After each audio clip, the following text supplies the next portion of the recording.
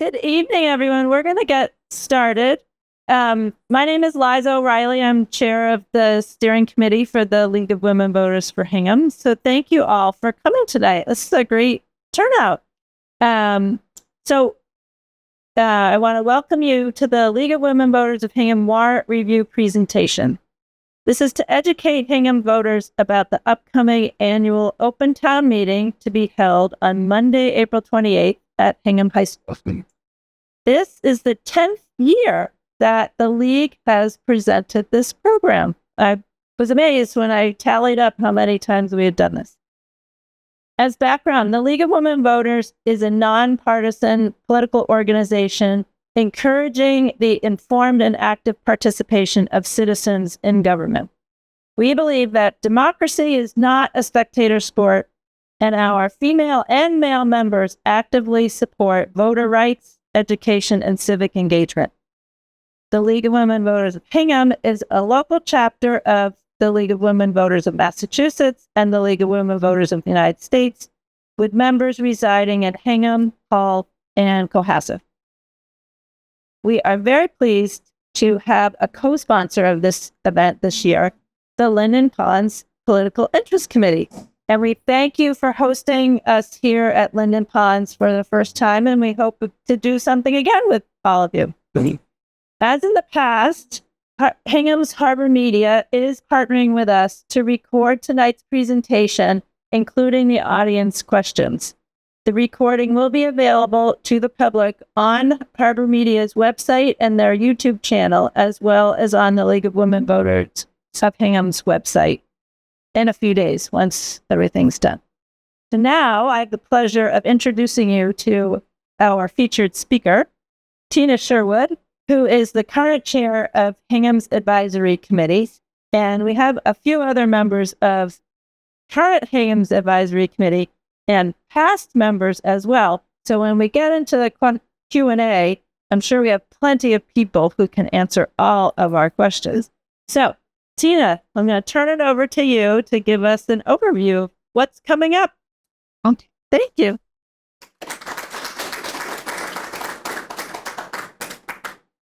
Well, thank you very much. Thank you for having me. Thanks, Liza. I'm Tina Sherwood, and I'm the chair of the Hingham Advisory Committee. I also have Carol Tully here, who is the vice chair, and Kevin Freitag is the secretary. And our other current members, Elaine Cusker, who lives here at Linden Ponds, and Brenda Black. So we have a great showing from the advisory committee tonight. I wanted to thank the League for their commitment to public engagement and education. You certainly provide a valuable resource to the town, and thanks for the opportunity to be a part of that. And thanks for having me here at Linden Ponds. We appreciate you coming out tonight. Okay, so So let's start with how Hingham is run, or what makes Hingham Hingham. We have a proud history of volunteerism. Talking to everyone in the audience tonight, I think almost everyone I spoke to served on advisory or another committee. So we have a proud history of volunteerism and self-governance. Our town is served by a series of elected boards who are supported by dedicated professional staff. Town volunteers inform the recommendations made to the town, but ultimately, as we all know, it's town meeting and the citizens who attend who decide the priorities of the town. So I made this slide, but it didn't come out very well. So at a high level, Hingham voters elect officers and boards, and by Mass General Law, the school administration reports to the elected school committee, and the municipal departments are run by the town administrator, Tom Mayo, and he reports to the elected select board. There we go. So currently, Hingham has 54 volunteer committees, commissions, councils, and boards. Some of these are permanent and provide citizen input to our boards and departments, and some are created for specific purposes and are dissolved once that purpose has been served. This is done by town meeting through various warrant articles. We have one this year to create a new 2025 school building committee. In case you don't know my background, I've served on various committees in our nearly 30 years of living here in Hingham, including the Central Fire Station Building Committee, the Board of Trustees of the Hingham Public Library, the Town Hall Facilities Study Committee, and now the Advisory Committee. And I've met so many great people while serving on these committees and made a ton of friends. And what we have in common as volunteers is a dedication to making Hingham a better place to live. And you also learn how broad and varied our citizens and their interests are. Our form of government urges citizen input and participation, and every voter has a voice and a vote. And like everybody else in this role, I urge everyone to fill out the Citizens Talent Bank application, but I think all of you really know that and have done. So turning to the Advisory Committee, we function as a study or a research committee for town meeting. We dig into budgets and articles in advance to make recommendations. Our recommended motion is the motion made on the floor of town meeting, though ultimately the decision is up to the town meeting voters. There are 15 members of the Advisory Committee who are appointed by the moderator, Michael Puzo. We generally serve 2 3-year terms that are staggered so that there's always a handful of members with experience and institutional knowledge to help bring new members up to speed. The first year of Advisory Committee has often been likened to drinking from a fire hose, and no more has that been true than this year. So for this presentation, I just wanted to cover these topics: the town meeting calendar, the budgets, the warrant articles, and then we'll take any questions. So town meeting, as Liza said, is the 4th Monday in April. This year is Monday, April 28th. If it goes to a second night, which I think is likely, that would be Tuesday the 29th. And we'll hope it doesn't go to a third night, which would likely be Monday, May 5th. Let's see. We work in 2 parallel processes. We do budgets and we do warrant articles. And what happens is, the summer is usually relatively light. Things start getting busier in October and November, really ramp up in December. Zoning articles are due. We're in budget hearings. Then starting in January, our articles are due. We're still in budget hearings. February and March are when things get really exciting. Yeah. We're in March now. It's very exciting. So slide 8. So we are responsible as the Advisory Committee for presenting a balanced budget to the town. The town's budget has to balance. We cannot deficit spend. We're looking to meet needs within our constrained budgets while balancing affordable costs with acceptable service levels. We look at 48 municipal budgets, the education budget, our enterprise funds, and the capital outlay budget. I'm going to point out while I'm on this slide that Hingham has a AAA bond rating. Only 14% of municipalities in Massachusetts have achieved this rating, and it helps us borrow at really advantageous rates and access funds when the markets are tight. When we save in borrowing costs, that saves taxpayers money. So for each budget, liaisons of the Advisory Committee meet with department heads to talk about their needs and priorities. We want to hear about any important changes, consider financial impacts of decisions, both now and for the future, and we want our budgets to be fair and equitable. For resources, and these are all publicly available documents, we have the financial policy, the 5-year forecast, capital outlay report, the FY24 to FY28 financial management plan, which is also called the MOU. We have a fund balance memo. And then in 2023, the Sustainable Budget Task Force was formed. They put out a report that, though it's a little bit dated, is still really a valuable report filled with a wealth of information worth reading if you haven't taken a look at it. So I wanted to just touch quickly on this financial management plan because we talk about it quite a bit. As you know, at town meeting in 2023, we passed a historic $8 million override.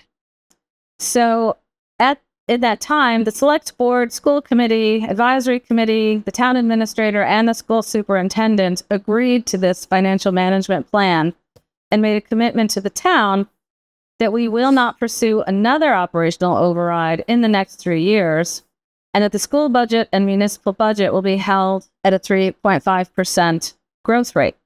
That was recommended in the Sustainable Budget Task Force report. Hi.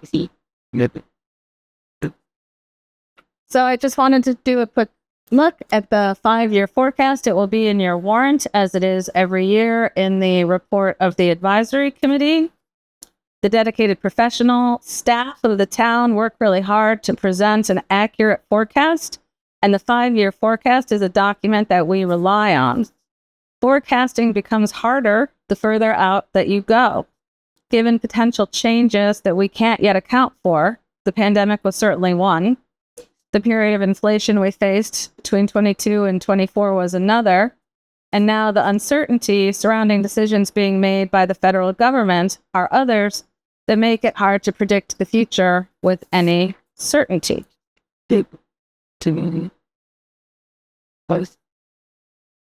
So we like to look at the sources of revenue. In Hingham, about 80% of our revenue comes from property tax, and the vast majority of property in Hingham is residential. By law, our total tax levy can only increase by 2.5 per prop 2.5 each year. So we are dependent on other growth factors to make up additional revenue that we need.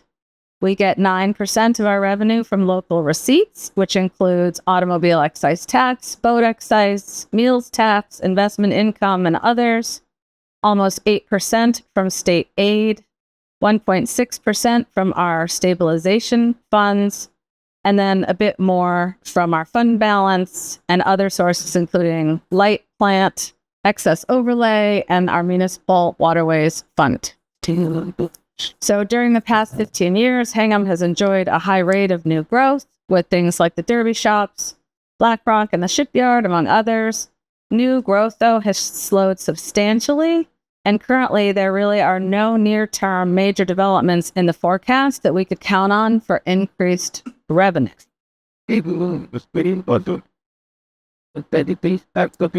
So this is proposed Article 6, excluding our enterprise funds, and where we would allocate that money.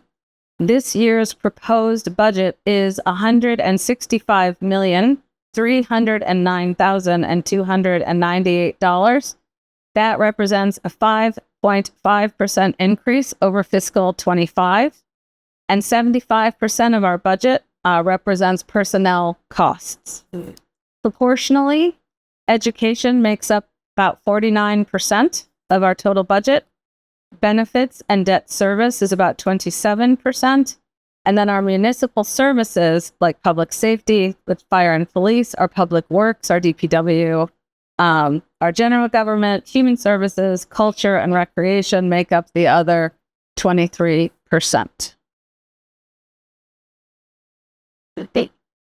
So this year, we have 46 proposed articles. 13 of these are referred to as the perennials. There are 5 zoning articles. They're put forward by the zoning and the planning boards. And there are 10 articles put forward by the select board. We have 8 from the school committee, and then others from the rec commission, the town clerk, harbor development, country club, climate action commission, and others. Voters will be asked to vote on using $7.5 million from our unassigned fund balance, $9 million in non-excluded debt, $4 million for our enterprise funds, and $2.2 million from our tax mitigation stabilization fund, representing about $23 million in requests this year.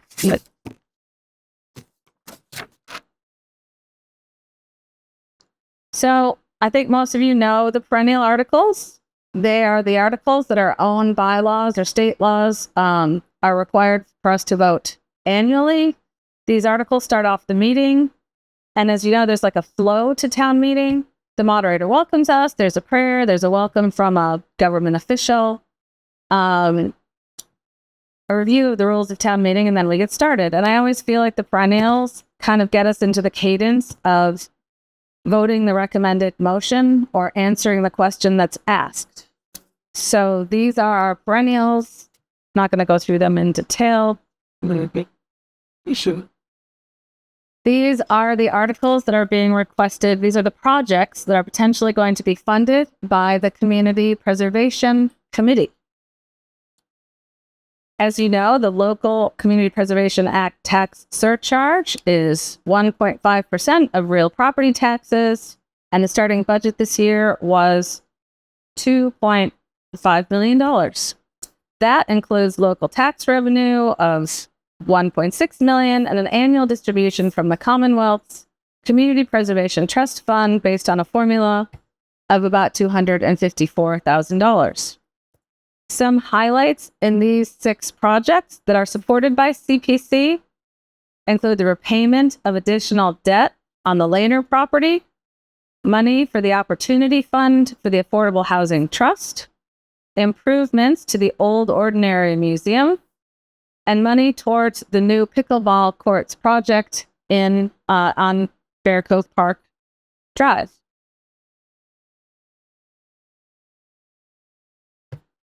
We have 12 articles that don't require funding, and some of the highlights include the new specialized energy code, a minor reduction in the voting hours on Saturdays for our local elections, a new veterans tax exemption, renewing a cell tower lease, and we have some bus leases that we have to work through. The school's looking for 4 new buses. We are talking about creating a school building committee, and we're going to transfer some proceeds into the capital stabilization fund. Among others. Okay. All right. We have.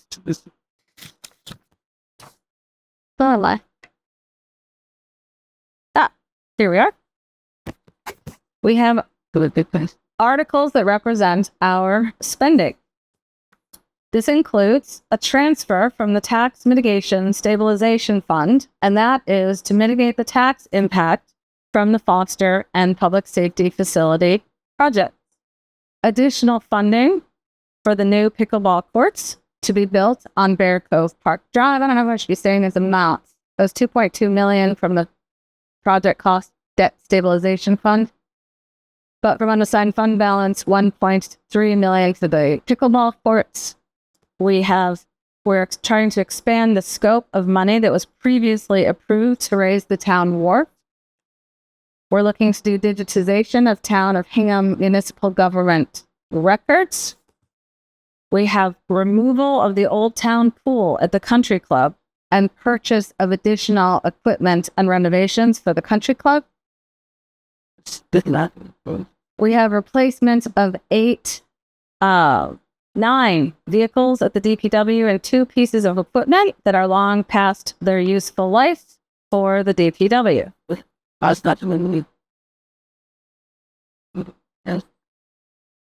So the school has put forward 8 articles this year, and 5 of them are looking for funding. The Hingham High School, Plymouth River, and South Schools are looking to obtain schematic design money in order to move forward with the replacement of these 3 roofs. The schools are working through the MSBA process in hopes of securing some amount of state reimbursement for these projects.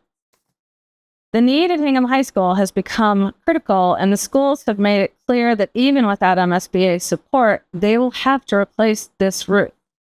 We'll find out whether we are accepted into the MSBA Accelerated Repair Program, which would give us some state reimbursement money, by December of this year. Proposed costs are, as of Friday, for the Hingham High School roof is for the roof, the HVAC replacement and solar is $41 million. The Plymouth River School roof estimate is $6.1 million, and the South School roof design is $5.4 million for future town meetings. We're also, additionally, the high school turf has reached the end of its useful life. The total cost of this project is $880,000, and the school will be putting $250,000 from one of their stabilization funds towards this project. And the final article that's noted here is the School Extraordinary Repairs Fund. And it's the same type of fund that we created for Foster School when we were waiting for that project to be finished. Given the nature of the problems with the school roofs, the school has asked for $500,000, which would be $309,198 out of our unassigned fund balance. But we have $190,000 left in the remaining Foster Extraordinary account that we used for the repair of that school. So we can roll those together to ask if we'll support giving the schools $500,000 for this extraordinary. As we know, the Center for Active Living article is going to ask the town for $2.5 million from our unassigned fund balance to complete schematic design, bid documents, and owner's project manager funds for the newly proposed Center for Active Living to be located on Bear Cove Park Drive. If approved, this project will commence over the next year in order to come forward to town meeting next year to ask for the funds for the entire project. And the currently proposed cost estimate for this project is approximately $35 million. The second article for the Center of Active Living is a piece of legislation, Article 97, that's required to allow that piece of land within Bear Cove to be used for this purpose.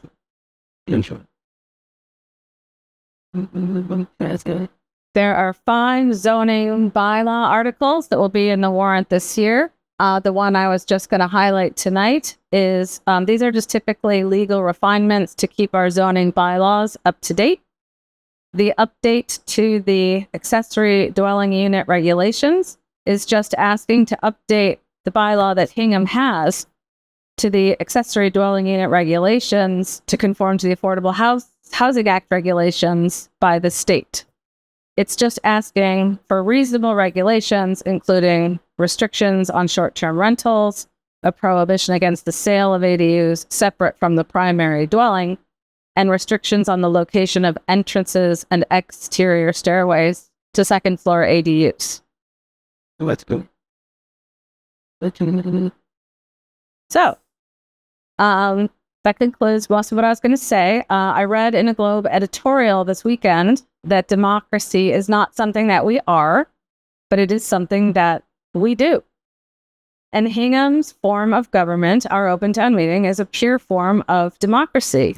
Every citizen in town of voting age can come to town meeting, and each one of us has one voice and one vote. No one's vote carries more weight than anyone else's. I highly, highly encourage volunteering. It's good for your soul, for your brain, and your social life, and it's really good for Hingham. So democracy is something that we do, and it is a privilege. Are there any questions?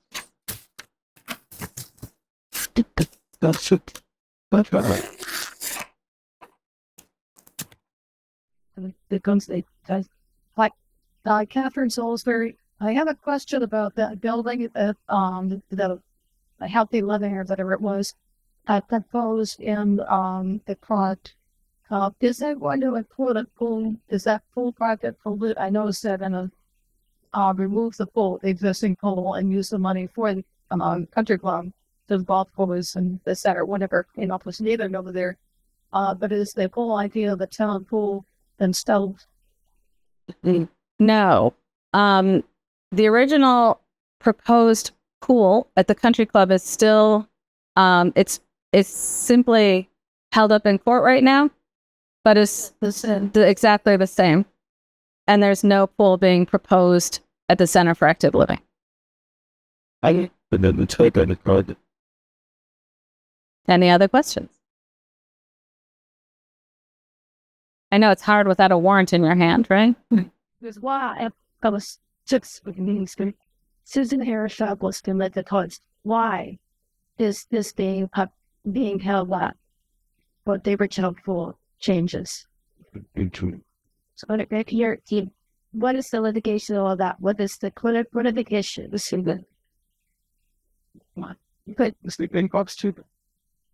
There, I think there are concerns about the process of how all of the, how everything went forward. And I think neighbors had concerns and just wanted to, I think neighbors had concerns about how the process worked. And so they're in court trying to figure out and make sure everything was done correctly. So can you clarify yet what their accounted process works? I think they had issues with the way that planning and conservation did their work on the project. Because I believe they feel it will directly impact their properties.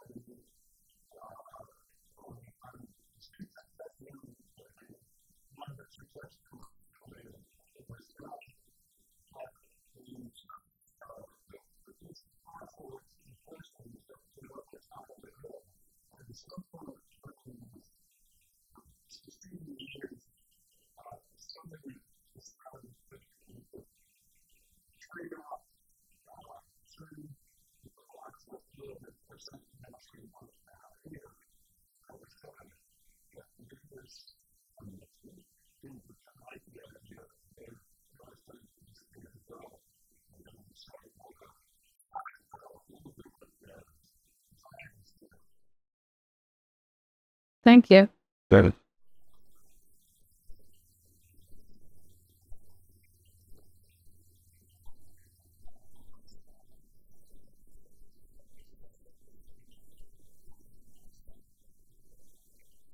Luckily, the liaison in charge of that is here. So if perhaps you could give the microphone, do you mind, Brenda? Brenda Black was the liaison for this article, and she is also she's the liaison to the Climate Action Commission for the advisory committee.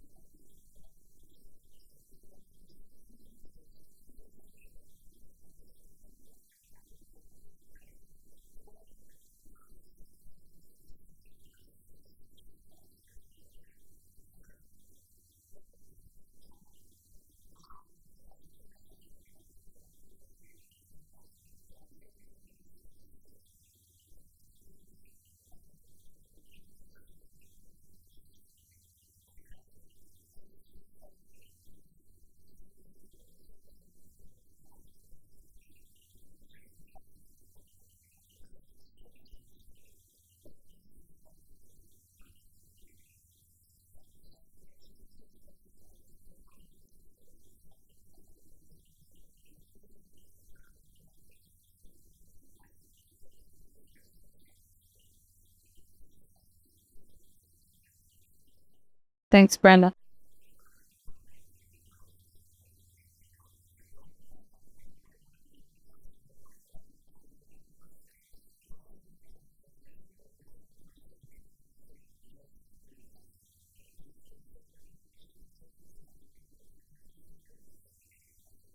So in order to apply for the MSBA grants, solar has to be considered for all of the projects. So it will be considered, yes. Yeah. Yes. The issue that all of these buildings have is when we have flat roofs and they were built a certain amount of time ago, they may not have the capacity to hold the solar, but that will be determined through the schematic design process.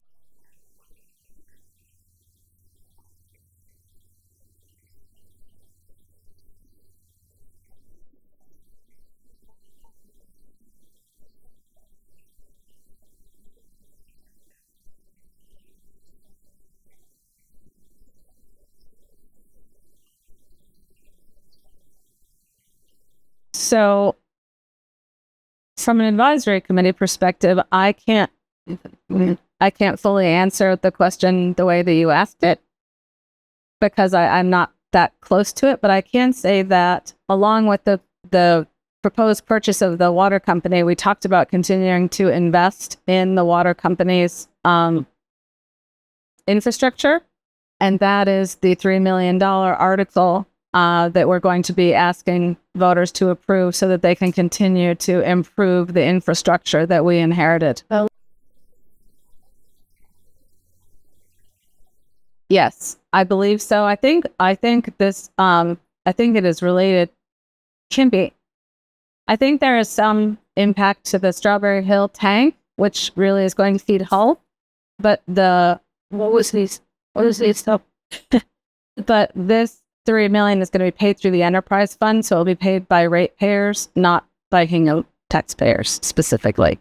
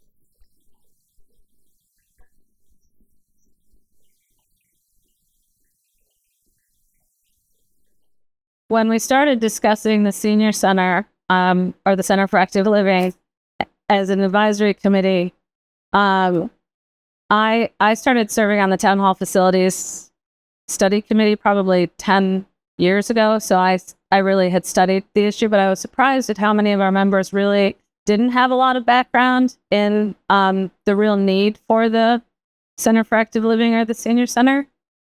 And so we had a lot of robust discussion about the importance of a Center for Active Living, and we had really good presentations from the Center for Active Living Study Committee. And we actually organized an outing to the Marshfield Senior Center for members of the advisory committee to go and visit, because conceptualizing what a senior center is hard to do if you haven't been in one. And by the time we came to vote on the article, the advisory committee voted 13-1 in favor of the project. So I think that the hard work to have people understand this is really getting done. This year at town meeting, we're going to vote $2.5 million from our unassigned fund balance to answer two questions. One, do we need to move forward with a schematic design for a senior center? And number two, is Bear Cove the right location? Those are the only two questions that are being asked this year. Next, so we will have the entire year to get through that process and educate the town on what an important need this is for our community.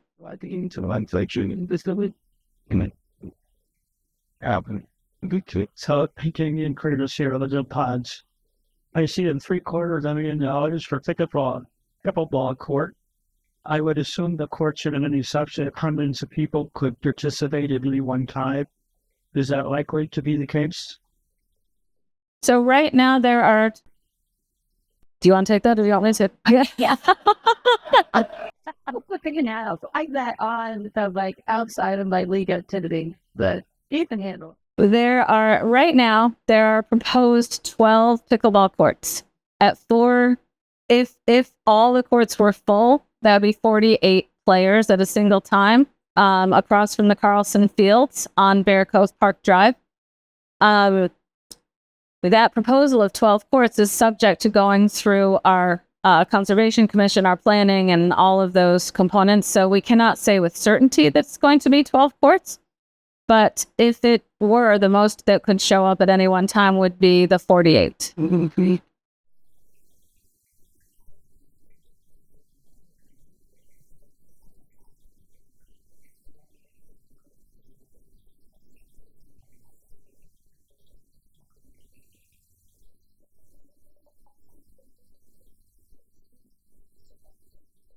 I see that now.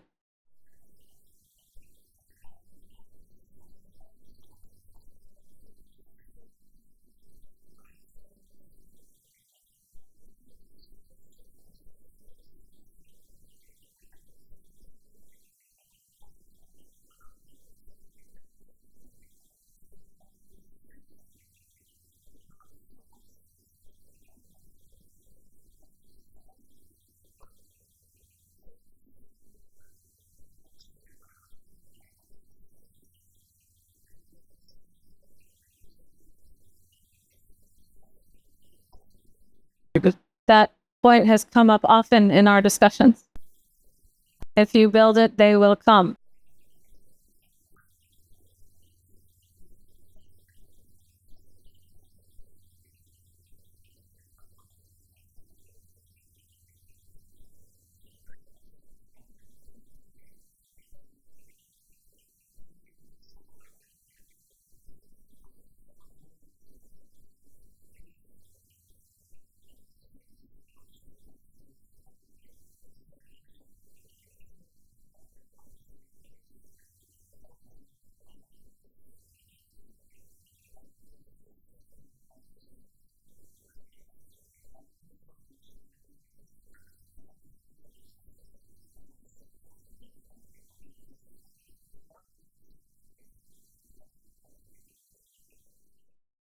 So within the CPC article this year, one of the 6 projects is to fund $700,000 towards the Affordable Housing Opportunity Act, because when the Affordable Housing Trust looks to purchase the property, and now because of the real estate prices in Hingham, it's harder and harder to purchase homes, and it's more likely to purchase townhouses or condominiums. They wanted to fund this trust with this additional $700,000 in order to give them the opportunity to move more quickly when something comes up, because speed is of the essence in Hingham now when you're trying to purchase real estate.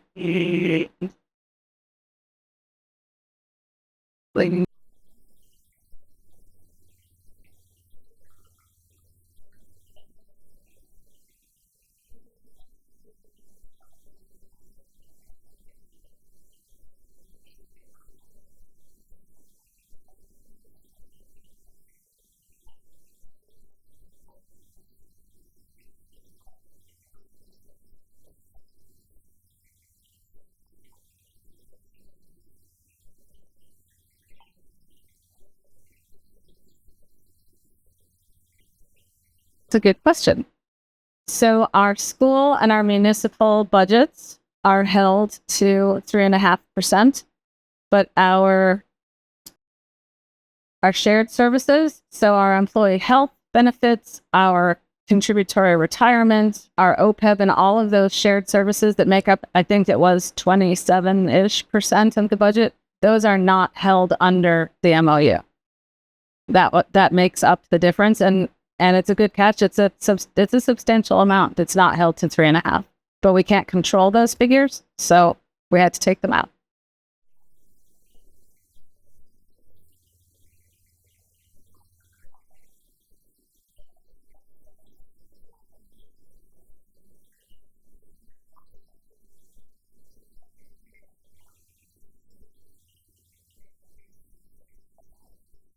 I thought I had a say in that, and apparently I don't.